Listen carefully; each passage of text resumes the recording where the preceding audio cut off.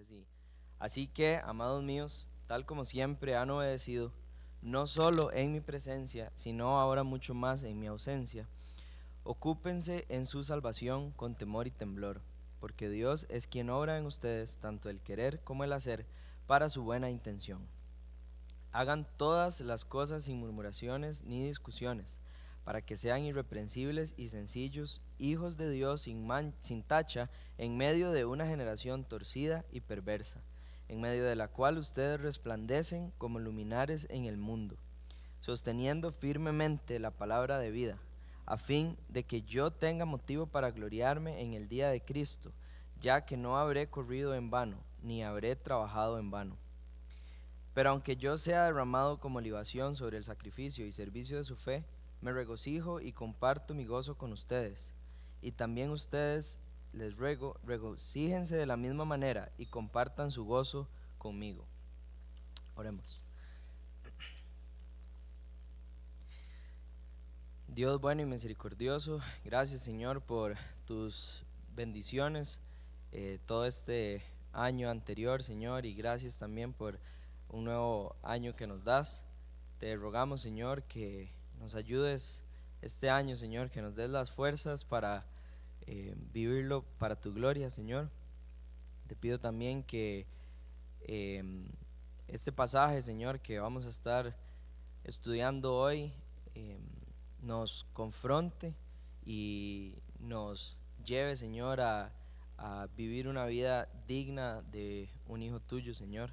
Que nos motive, Señor, a estar atentos, Señor, y a ejercitarnos en nuestra salvación. Te pido, Señor, también que me uses, Señor, y me ayudes a exponer el texto con claridad, y que a pesar de mis faltas, Señor, tu Espíritu Santo hable a nuestros corazones, Señor. En nombre de Cristo Jesús, amén. Muy bien.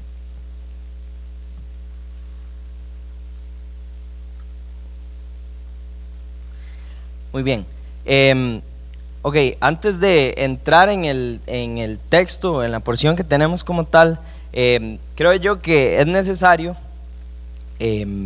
hacer un repaso de lo que vimos antes, o del último sermón de esta serie, porque fue hace bastante. Y no solo por eso, sino también porque este pasaje de Filipenses, como empieza, pueden ver con un así que, otras versiones dice un por tanto.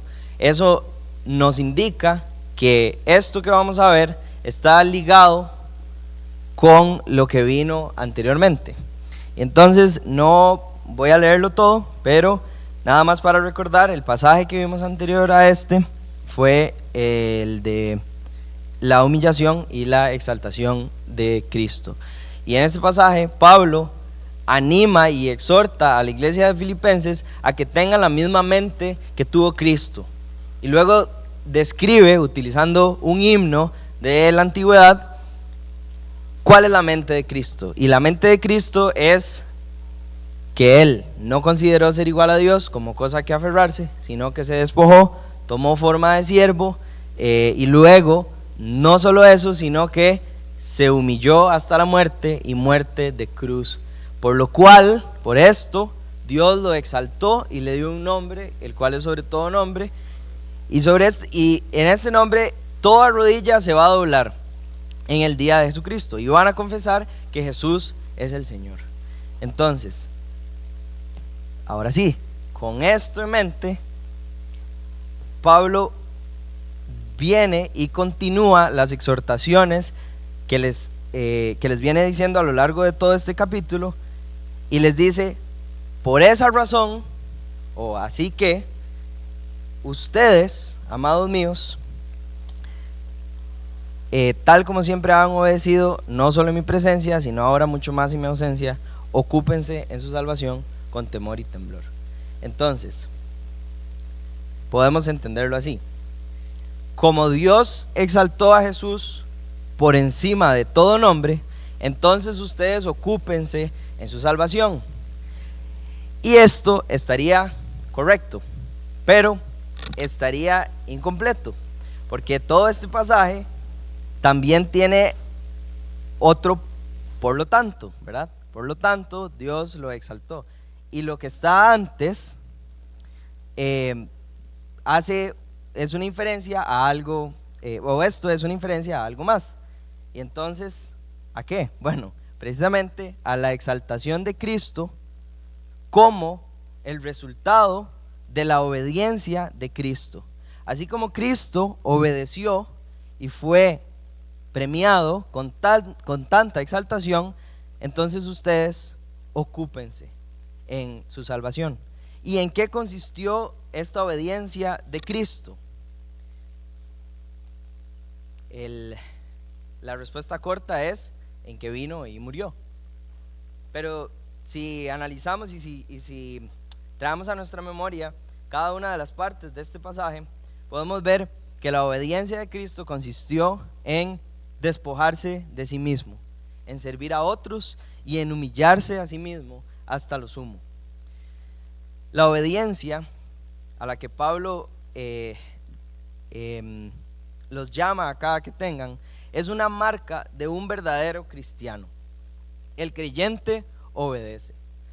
De hecho, si cuando nos pusieron el apodo de cristianos, bien pudieron habernos dicho, ahí van los obedientes, porque el cristiano es obediente. La obediencia es sinónimo de nuestra condición, de nuestra salvación en Cristo.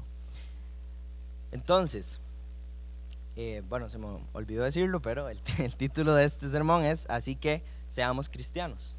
Y podría parecer raro que un domingo en la tarde, donde esperamos que la mayoría de los que venimos somos de casa, este sea el sermón.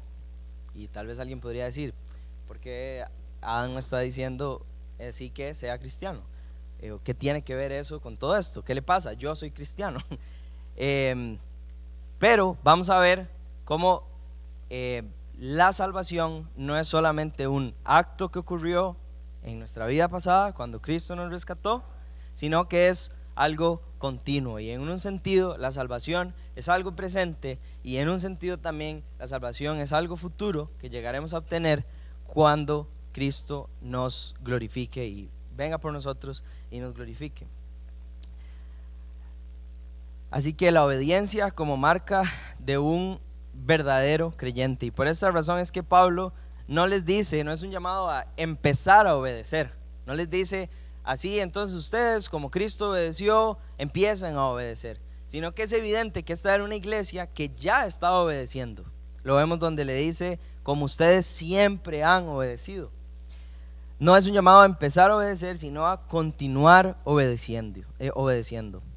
Vemos cómo la obediencia está íntimamente ligada al creyente, porque de hecho el evangelio es un llamado a obedecer. Cuando nosotros creemos en el evangelio, sí, somos salvos por creer, pero ese creer es atendiendo el llamado, y de esa forma estamos obedeciendo. Cuando creemos, desde el día cero, la vida de nosotros como cristianos se caracteriza por obedecer al Señor. Ahora bien, este pasaje no solo inicia con un así que o con un por lo tanto, sino que este mandamiento de ocupados en vuestra salvación con temor y temblor está en medio de otra preposición, y es una razón, ¿verdad? Por el porqué. Entonces, es un mandamiento que está en medio de un así que, y nos apunta a lo que está antes, y luego tiene un porqué que nos apunta a lo que está después. Si el así que nos apunta a que Dios exaltó a Cristo porque se humilló a sí mismo haciéndose siervo, y entonces la implicación es que si seguimos el ejemplo de Cristo, Dios también nos exaltará en el día de Cristo.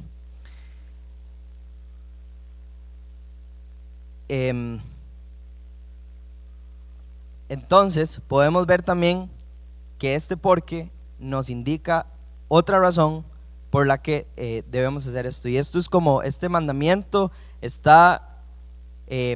se sustenta con dos soportes. Uno, lo que hizo Cristo, la mente de Cristo, cómo se humilló, cómo fue obediente. Y por esa razón, entonces ustedes deben ocuparse en su salvación.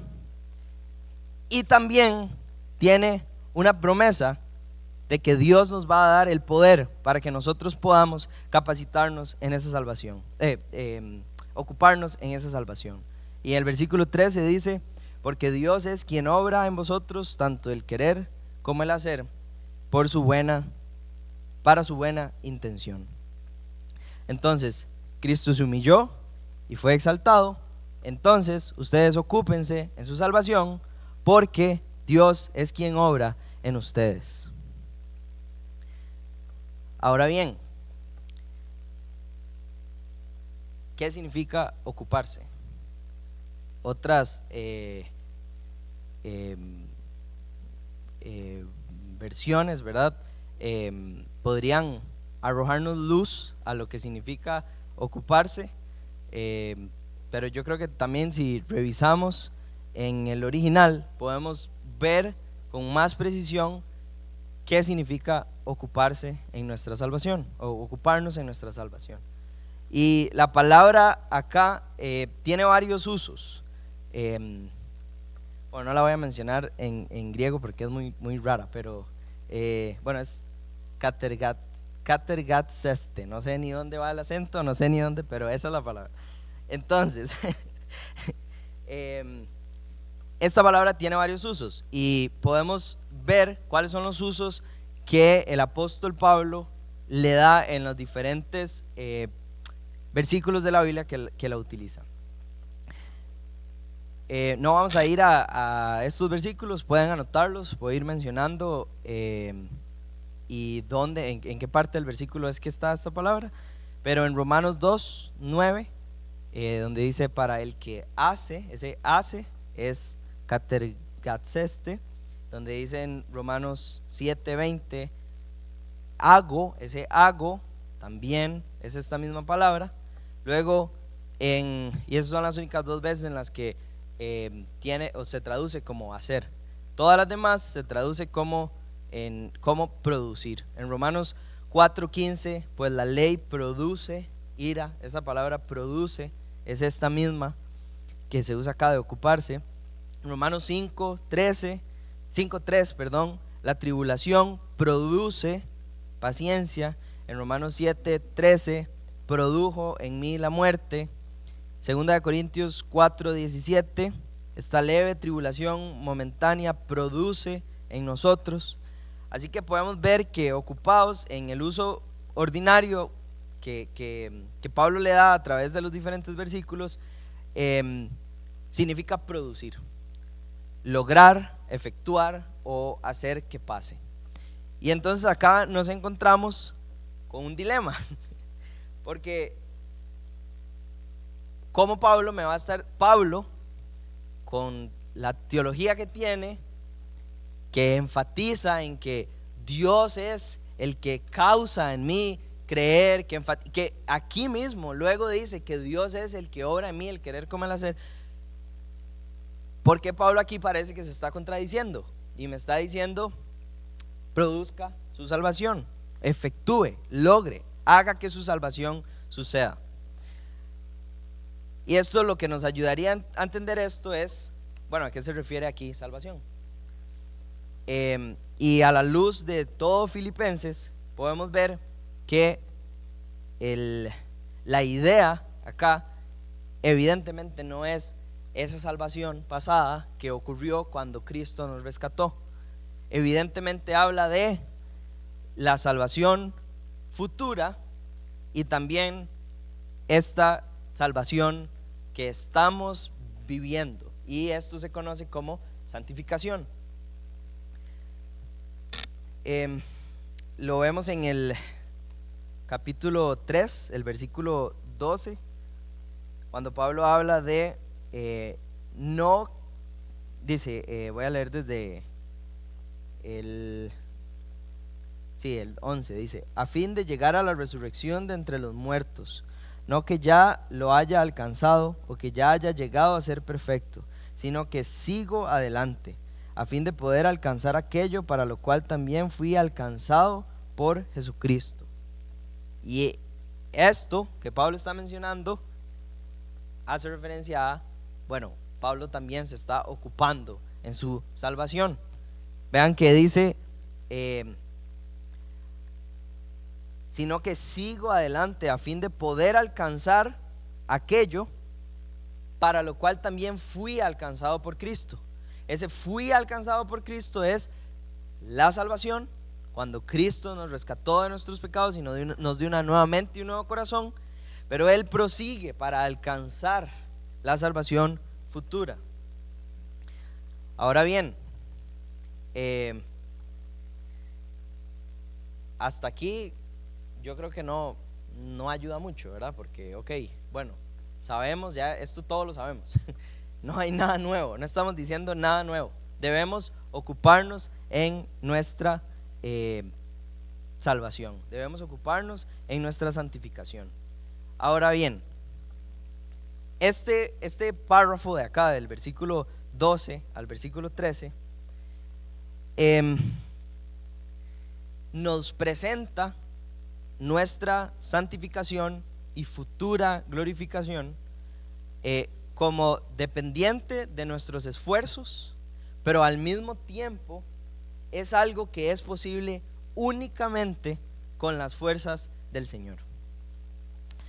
Estos dos énfasis de ocúpense ustedes en su salvación o produzcan ustedes su salvación, porque Dios es el que obra en ustedes el querer como el hacer para su buena intención, a lo largo de toda la historia de la iglesia ha sido causa de debates, ha sido causa de controversias y se ha dividido en es una o es la otra.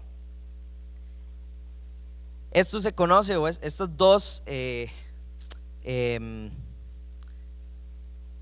errores doctrinales se conoce como, por un lado, el quietismo, y esto lo vemos, por ejemplo, en los cuáqueros, por ejemplo, donde creen que no se requiere hacer nada de nuestra parte porque la santificación es algo que hace el Señor, y de hecho creen que si yo hago algo podría estar interfiriendo, entonces mejor no se mueva porque echa a perder la obra que el Señor está haciendo en usted. Y esto se conoce como el quietismo. Y aunque esta creencia es cierta, Dios es quien obra en nosotros, no podemos ignorar que Dios es quien santifica. Y el error o el peligro que tenía el quietismo es que podríamos olvidar fácilmente que Dios es el que está operando en nosotros. El quietismo, el peligro que tiene es que podríamos olvidar fácilmente, leí el otro, las palabras se parecen, podríamos olvidar fácilmente que somos llamados a trabajar, que somos llamados a ser diligentes, que somos llamados a ejercitar nuestras disciplinas espirituales, resultando eventualmente en un desenfreno, porque me quedo de brazos cruzados y esperando que Dios haga y no pasa nada.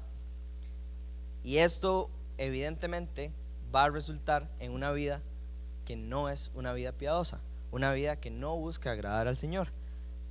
Y por otro lado está el pietismo, y eso surgió en Alemania a modo de protesta en contra de la iglesia luterana, y aunque fomentó muchas cosas buenas, por ejemplo los esfuerzos personales para santificarnos, había otro peligro, y es que el creyente olvida fácilmente, y ahora sí, que Dios es el que santifica. Y presionaban a los cristianos a, en sus fuerzas, obtener una santificación.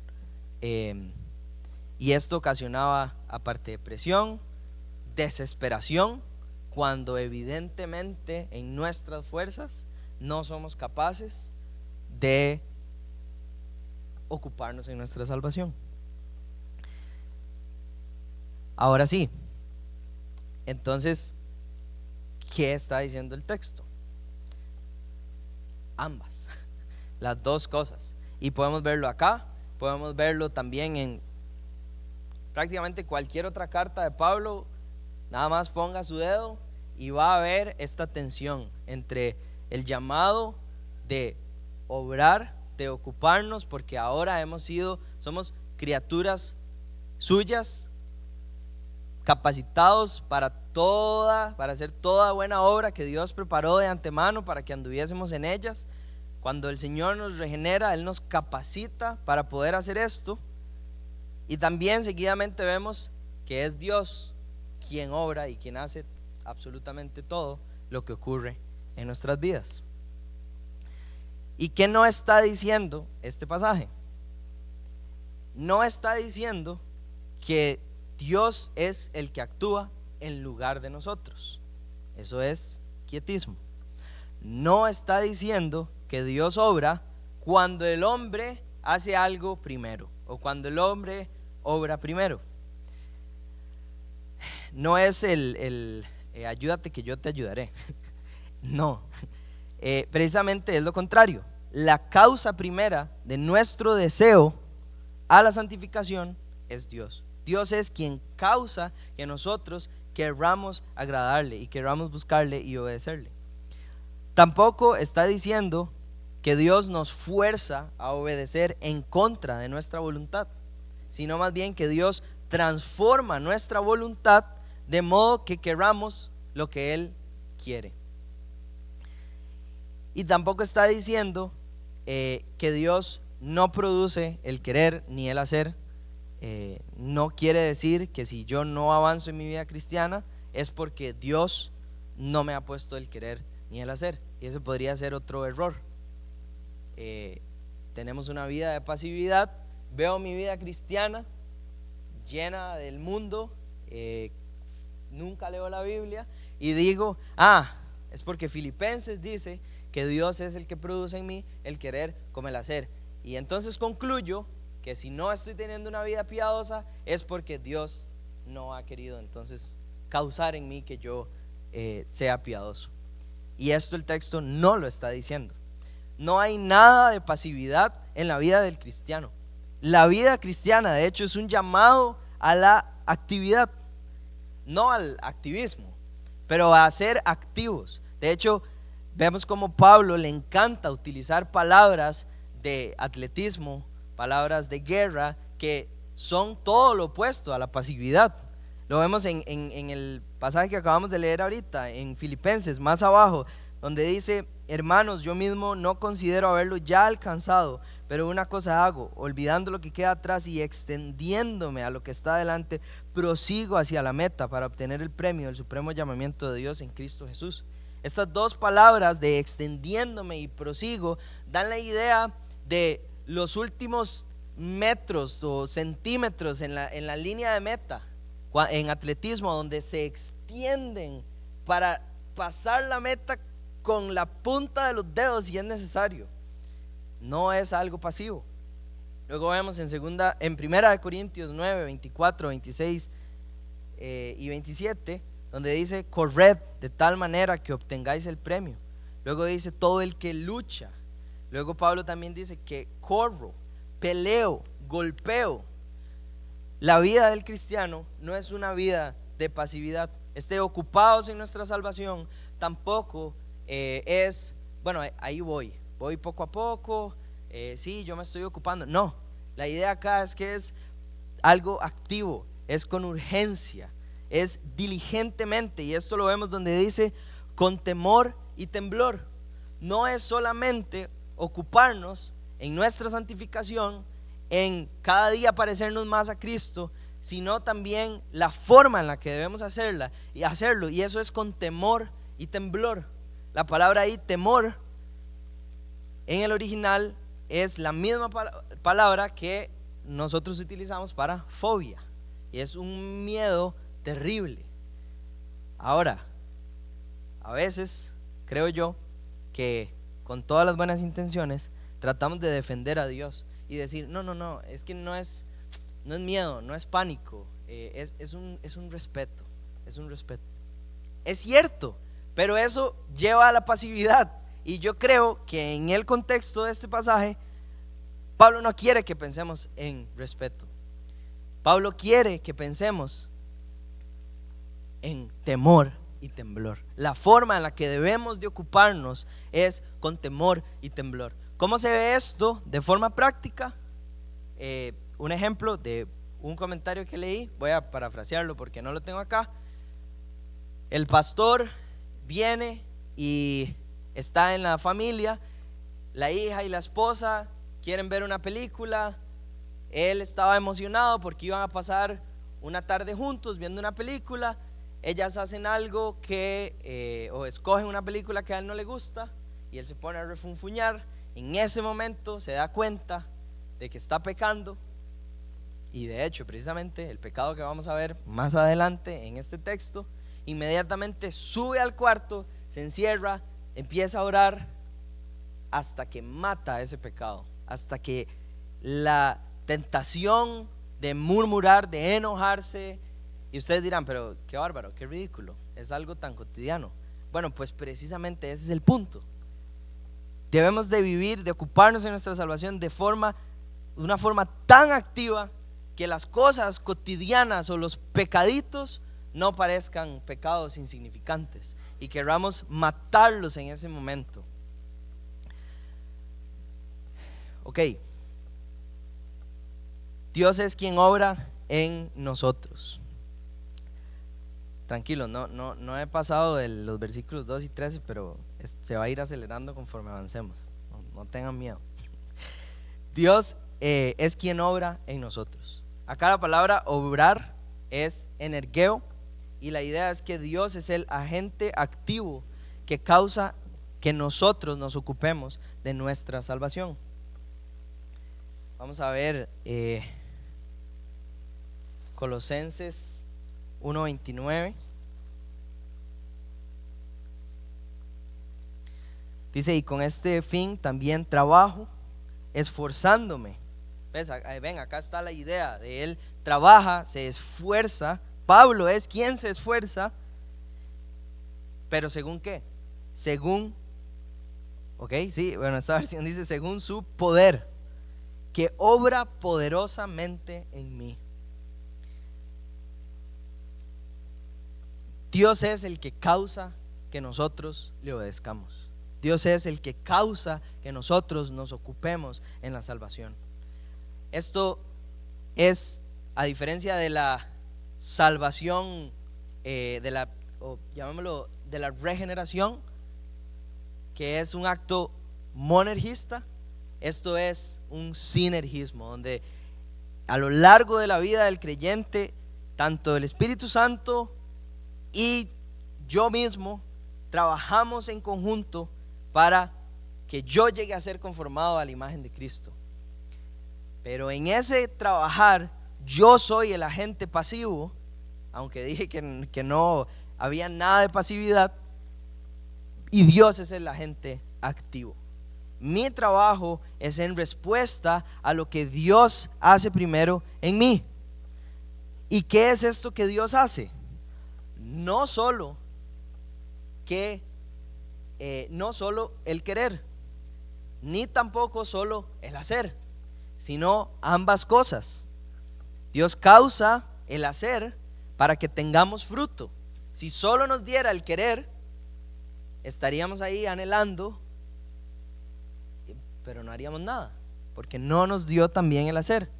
Ni tampoco causa solo el hacer, sino que también causa el querer, para que no hagamos sin desearlo, para que no lo hagamos refunfuñando, sino que tanto el querer como el hacer.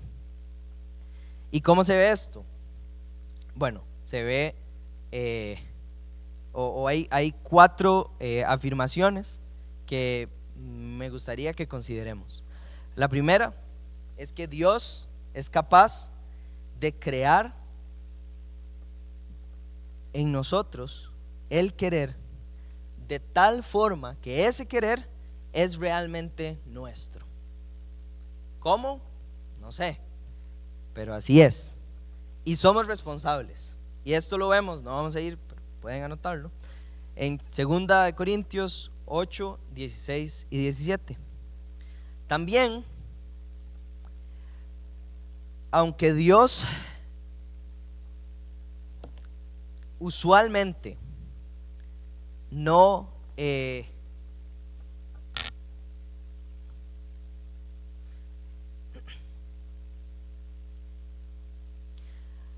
aunque Dios no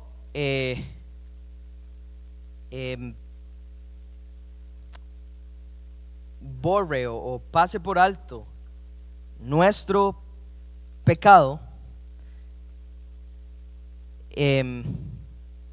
o aunque Dios no obre en ese momento en nosotros cuando estamos pecando, su buena intención, que se menciona acá, en esos casos nos muestra cuánto necesitamos de su poder. Hay ocasiones en las que podríamos pensar, pero esto no es cierto siempre, porque yo anhelo obedecer al Señor y tropiezo, y es imposible. Y tal vez hay ocasiones en las que no vemos el poder de Dios operando en nosotros, pero es en esas ocasiones donde aparentemente Dios no está obrando en nosotros, que Dios nos muestra nuestra debilidad, nuestra incapacidad, y nos hace buscarle desesperadamente. ¿Y esto qué es? Dios obrando en nosotros. Número 3, ¿por qué Dios nos muestra su poder decisivo en nosotros? ¿Por qué este pasaje está acá? ¿Cuál es la intención? Como dije anteriormente, no es echarnos para atrás y sentarnos en una silla y caer en el quietismo. Dios lo va a hacer, entonces no importa, porque al final, viva como viva, yo voy a ser como Cristo. No, Él nos muestra su poder como un incentivo para que trabajemos. No hay ninguna excusa para la pasividad. De hecho, una característica o una alarma que se podría prender en nosotros es: si yo leo esto y en lugar de provocarme trabajar, provoca en mí pasividad, eso es una alarma de que quizás no sea un cristiano. Dios es quien obra en nosotros tanto el querer como el hacer. Y antes de pasar al siguiente párrafo, hay algo que debemos considerar,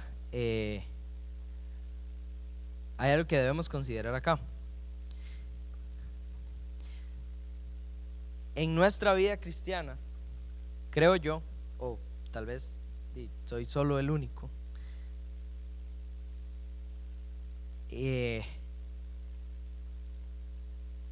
parece que la meta está larguísima.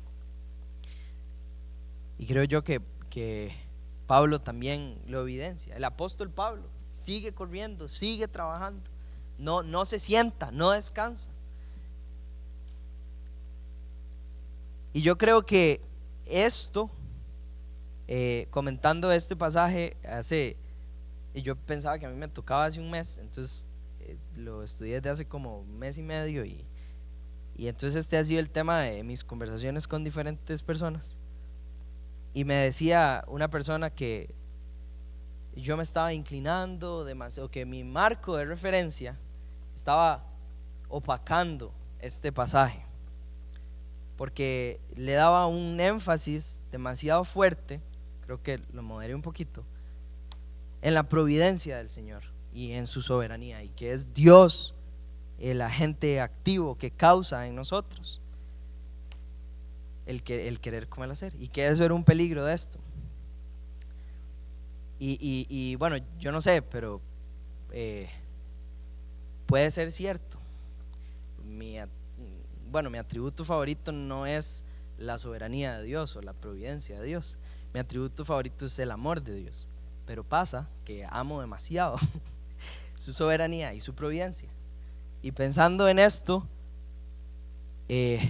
si hay personas acá que también les pasa esto y que se inclinan demasiado hacia esta parte del pasaje, si creemos estas verdades, si de verdad creemos que Dios es el que causa en nosotros el querer como el hacer, si de verdad creemos en su providencia y en su soberanía, entonces con mucha más razón deberíamos ejercitarnos en nuestra salvación.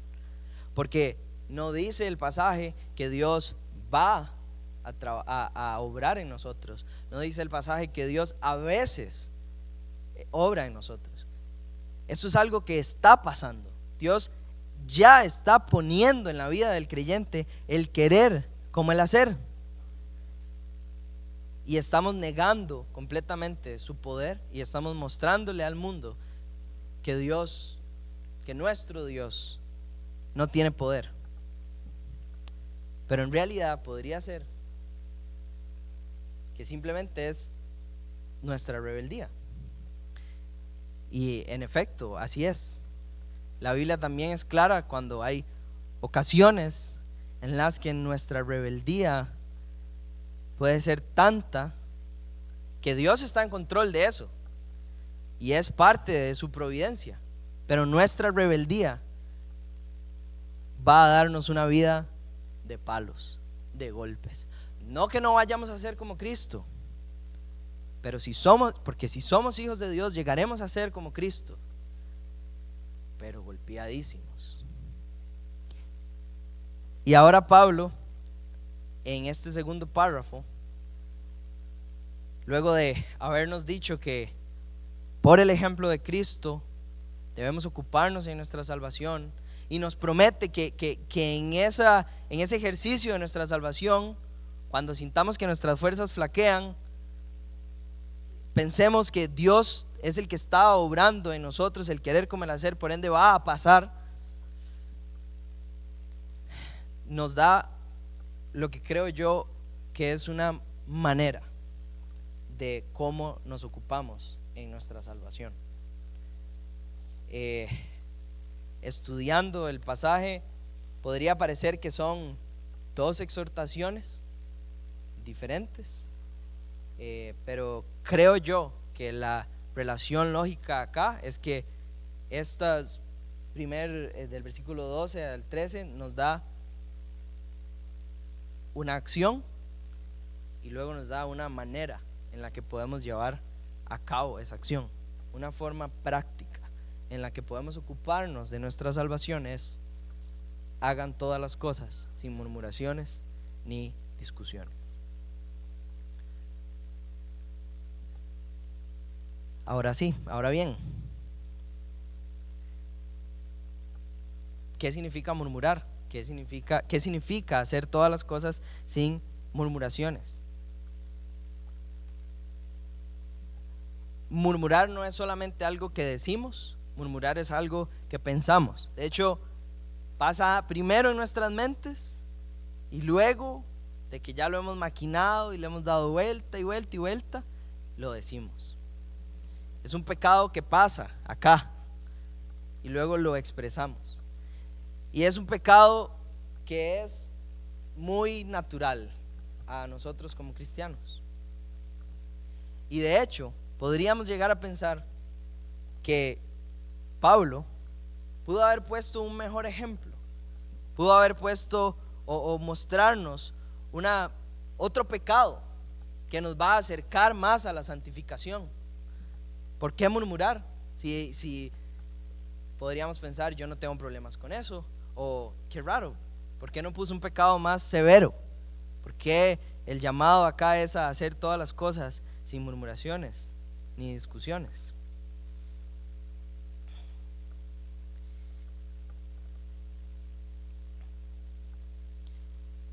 Y y la otra pregunta es, ¿qué tan central es esto en la carta de Filipenses?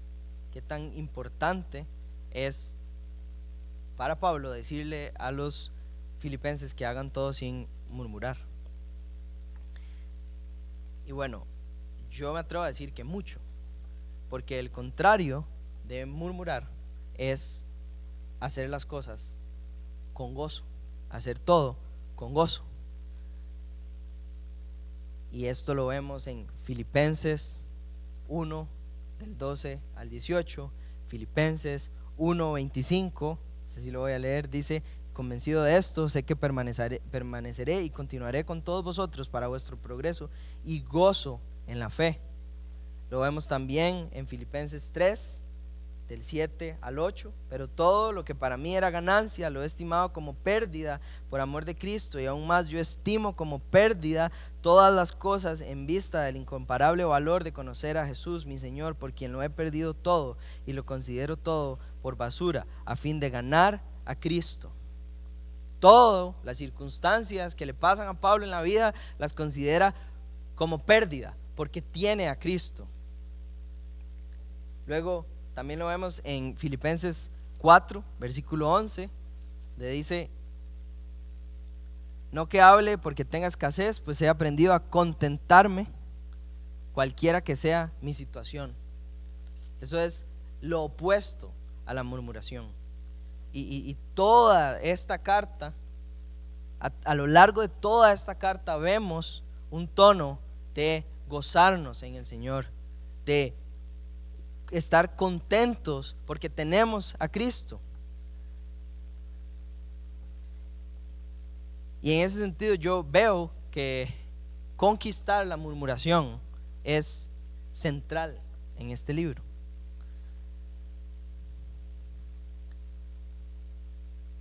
Hacer todas las cosas claramente es en su sentido amplio. Todas las cosas son todas las cosas. En el trabajo, en la universidad, en la casa, en la iglesia, hagan todo sin murmuraciones. Pero hay algo en particular que Pablo tiene en mente cuando manda a los filipenses a no murmurar. Pues yo creo que sí, porque como todos los todos en la Biblia, hay que verlo siempre a la luz de su contexto. Creo yo que considerando la secuencia de esta carta, Pablo tiene en mente dos cosas. La primera la podemos ver en el versículo 28 y 30 del capítulo 1, y es que en medio de los sufrimientos causados por los oponentes, por los enemigos de la iglesia, los filipenses podrían haberse quejado en contra de sus líderes, tal como lo hicieron los israelitas con Moisés. Y ya casi vemos por qué menciono a los israelitas. Y en segundo lugar, en su caminar cristiano, mientras siguen el ejemplo de Cristo, considerando a otros como superiores a ellos mismos, mientras sirven sin egoísmo y se humillan, procuren no quejarse. Mientras consideran a otros como superiores a ustedes mismos, procuren no quejarse. Y esto es vital en la carta, que más que otra cosa es un llamado a la unidad. No hay pecado más severo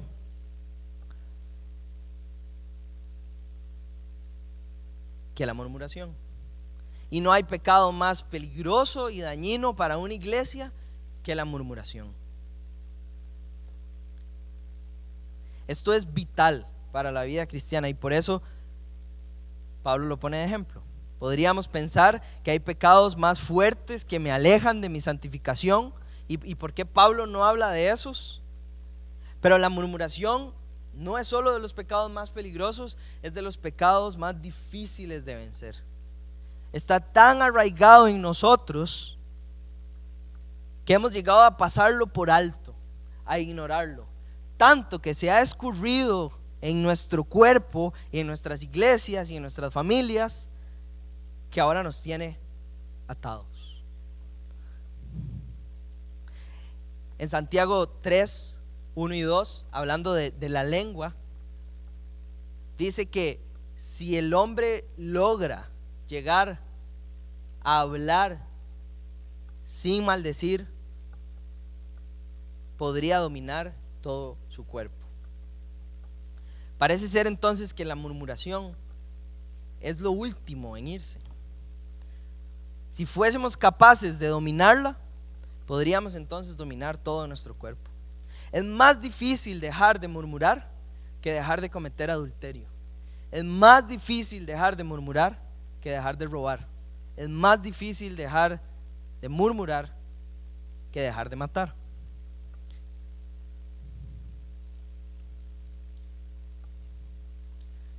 Y por esta razón es que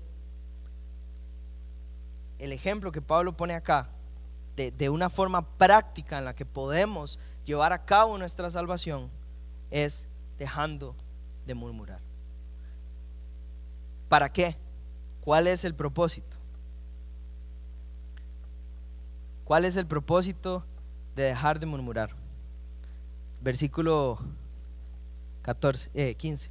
Para que seáis irreprensibles y sencillos, hijos de Dios sin tacha en medio de una generación torcida y perversa, en medio de la cual resplandecéis como luminares en el mundo.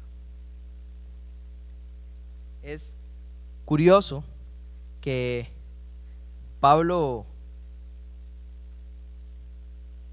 utilice esta frase textual: hijos de Dios sin tacha en medio de una generación torcida y perversa. Y aunque no es una cita, sin duda está haciendo referencia o quiere traer a la mente un pasaje muy conocido, o un evento, más que un pasaje, un evento muy conocido. Y es muy probable que Pablo tiene en mente el pecado del pueblo de Israel. Dios los libera de Egipto y lo primero que hacen es murmurar. Dios les da comida y lo primero que hacen es murmurar. Y a lo largo de todo su camino en el desierto, murmuraban, y murmuraban, y murmuraban, y murmuraban. Y en Deuteronomio 32:5, Moisés se refiere al pueblo como una generación con mancha, torcida y perversa.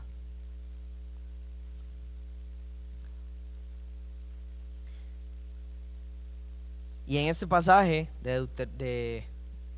o en este hecho del pueblo de Israel, podemos ver en Éxodo 6, versículo 8, como toda murmuración, y esta es en última instancia, la razón por la que no debemos murmurar, es porque en última instancia, toda murmuración contra cualquier cosa es una murmuración contra Dios. Dios se toma la murmuración muy en serio y personal.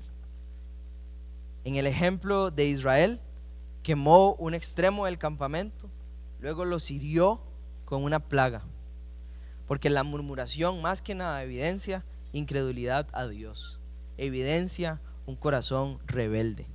Murmurar es un ataque a los atributos de Dios, es un ataque a su providencia. Cada vez que yo murmuro contra cualquier cosa que me pase, estoy negando que Dios está en control de todo lo que sucede.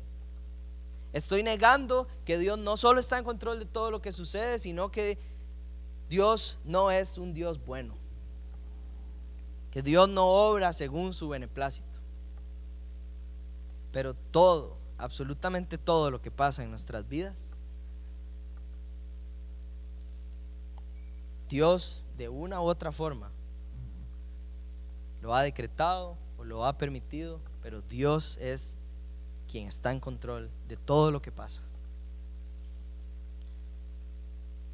Y en este ejemplo del pueblo de Israel, el pueblo de Israel no estaba murmurando contra Dios, La Biblia no dice que el pueblo de Israel, cuando ellos están murmurando, ellos no dicen que están murmurando contra Dios, están murmurando contra Moisés y contra Aarón. No están murmurando contra Dios. Pero Dios en Éxodo 6:8 dice que el pueblo se está quejando en contra de Jehová. ¿Por qué? Porque no es contra ellos realmente, no es contra los hombres, no es contra las circunstancias, es contra Dios.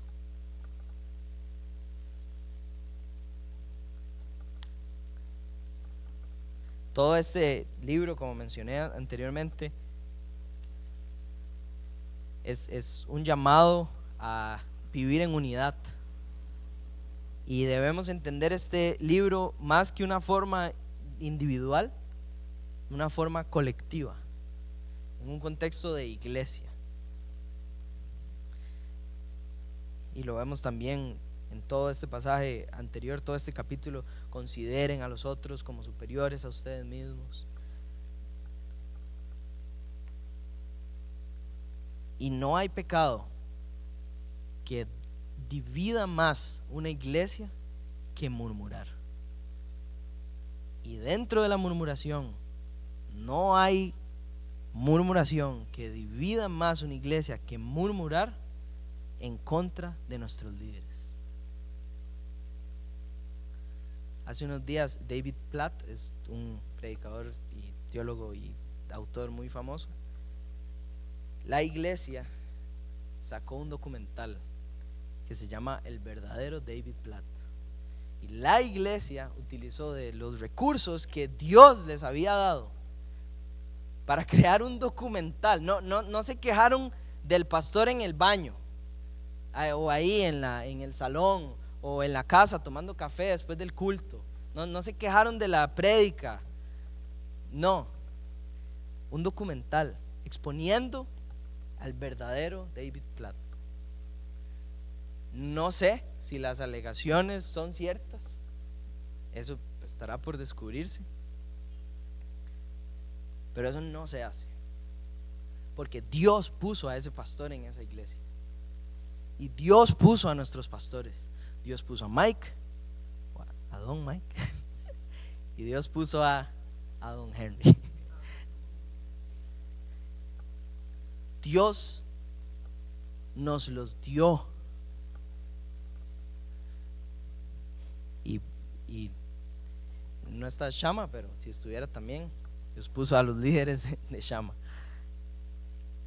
Dios puso a los maestros en nuestras escuelas dominicales. Dios nos los dio. Y quejarnos en contra de ellos es quejarnos en contra de la providencia de Dios y de su bondad y de la obra que Dios está haciendo a través de la historia.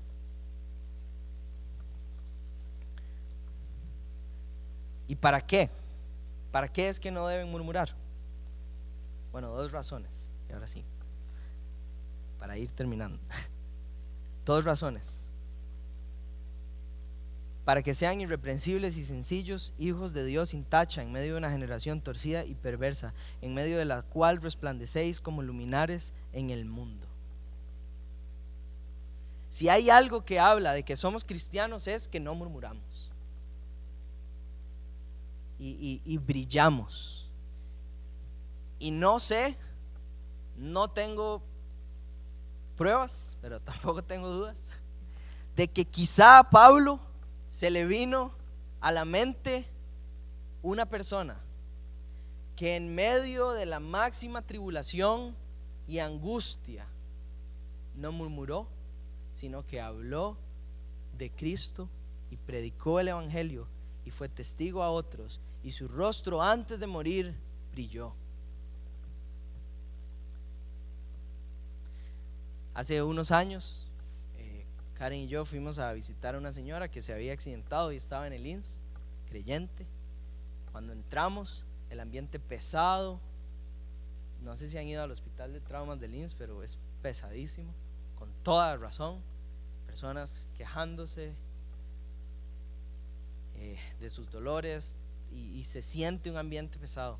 Y cuando entramos, esta señora estaba en una sala donde habían otros enfermos, Y hermanos, no estoy tratando de hacer algo místico, pero era como si brillara en ese cuarto. Esta señora desplegaba a Cristo, se veía, no tenía que hacer nada. Era una luz en medio de ese cuarto, agradeciendo al Señor que a pesar del accidente protegió su vida, testificándole a otros. Y de las 8 personas que estaban ahí en esa habitación, bueno, 7, la octava era ella, 3 creyeron en el Señor.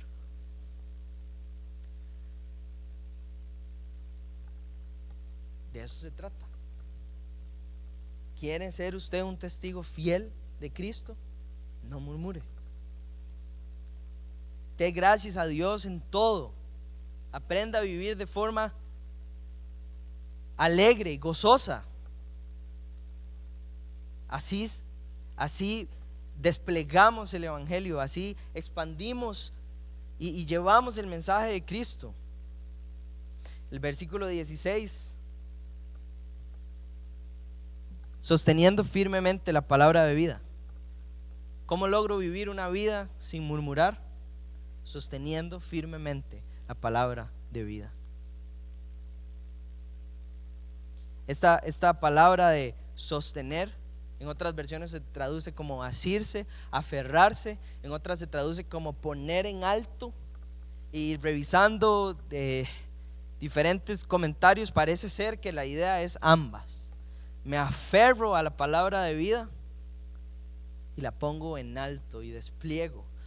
Así que no es solo mi testimonio y no es solo una vida que no murmura, sino es también llevando el Evangelio. Nadie va a ser creyente solo por su testimonio. Es necesario llevarles la palabra de Cristo, es necesario llevarles el Evangelio. El secreto para una vida de contentamiento, una vida que no murmura, es contemplar y aferrarnos, no pasivamente, agarrarnos con los dientes si es necesario, de la palabra de vida, que es el Evangelio. La palabra de vida nos promete un final seguro. El que comenzó en vosotros la buena obra la terminará, la completará hasta el día de Jesucristo. La palabra de vida nos promete que en el dolor de nuestra obediencia seremos recompensados juntamente con Cristo. La palabra de vida nos muestra, y sí vamos a leerlo, Filipenses 1:12, dice: y quiero que sepáis, hermanos, que las circunstancias en que me he visto han redundado en el mayor progreso del Evangelio. Asirnos de la palabra de vida nos muestra que las calamidades de nuestra vida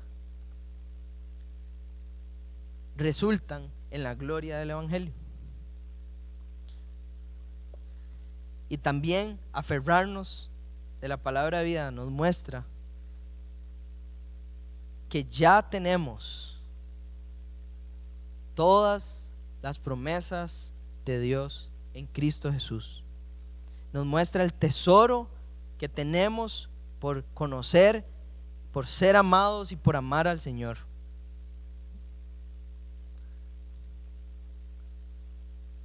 Y ya, para cerrar ahora sí, el versículo 16b, hay otro propósito por el que no debemos murmurar. Dice: a fin de que yo tenga motivo para gloriarme en el día de Cristo, ya que no habré corrido en vano, ni habré trabajado en vano. El orgullo de Pablo en el día de Cristo será ver a los filipenses presentados ante Dios sin mancha, no su propio crecimiento espiritual, no su propia vida espiritual. Aunque esto pareciera ser una declaración orgullosa, no, es todo lo contrario. Si no murmuramos, o en este caso los filipenses, si no murmuran, llegarán a ser irreprensibles y brillarán en medio de una generación torcida y perversa, sosteniendo firmemente el evangelio,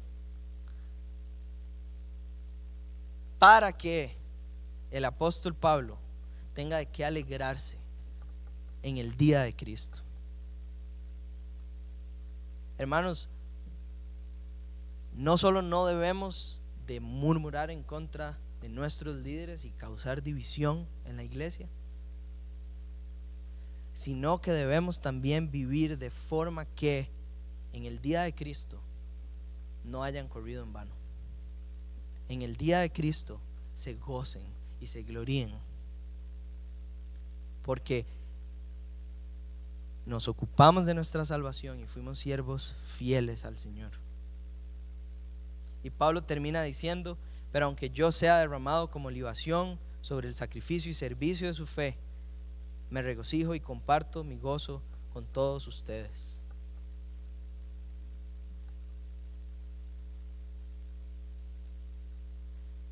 Pablo sabía lo que era vivir de la forma que él está describiendo en este pasaje. Pablo tenía la mente de Cristo, se había humillado y los había considerado a ellos superiores a él mismo, había entregado su vida por ellos. Pablo en prisión, sufriendo penalidades por el evangelio. Si llega a ser derramado como libación sobre el sacrificio y servicio de su fe, se regocija. No hay gozo más grande que ver las personas en las que hemos invertido tiempo son personas que sostienen firmemente la palabra de vida. Y creo yo que este último párrafo también está puesto aquí como no solo un llamado a gozarse con Pablo, no solo otra vez un llamado a la unidad y que juntos nos gocemos, donde les dice también ustedes les ruego, regocíjense de la misma manera y compartan su gozo conmigo, sino también es una evidencia de que sí se puede vivir de esta manera. Pablo lo ha logrado. Pablo tiene la mente de Cristo y les muestra que él corre, golpea, se extiende hacia la meta, se ocupa en su salvación de forma activa y que vive una vida sin murmurar. En medio de las dificultades, vive una vida sin murmurar. Y esto debe alentarnos. ¿Quiere usted ser más santo? Ocúpese de su salvación y procure vivir una vida de gozo. Procure vivir una vida con la mente de Cristo. Cuando un hermano llega y se sentó donde usted se sienta siempre, no nos quejemos. Tengamos la mente de Cristo. Considerémoslo superior a nosotros mismos. No vayamos y murmuramos aquí y allá y se extiende como un fuego. No. Este año Dios quiera que si algo logra esta iglesia sea ser una iglesia unida, más unida. Y oremos.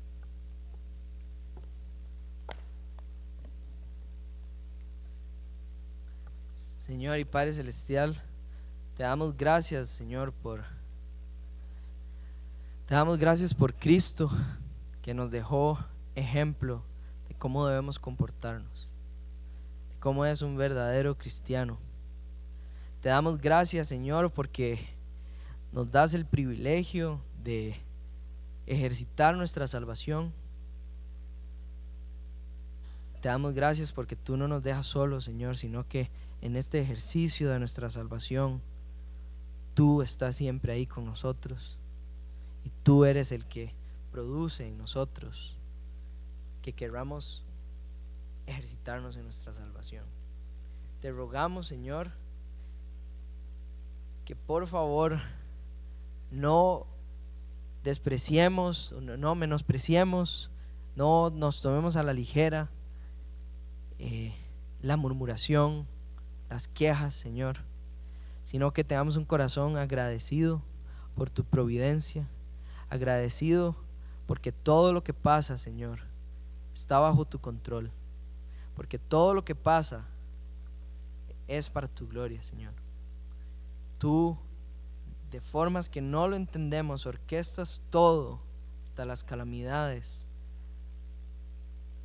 para tu gloria y para la exaltación de Cristo. Y vivamos de modo que podamos mostrarle a otras personas tu evangelio, que podamos brillar en una generación que lo único que sabe hacer es quejarse y murmurar y no estar satisfechos, que ellos puedan ver en nosotros algo distinto. Llévanos con bien, Señor, a nuestras casas. En nombre de Cristo Jesús. Amén.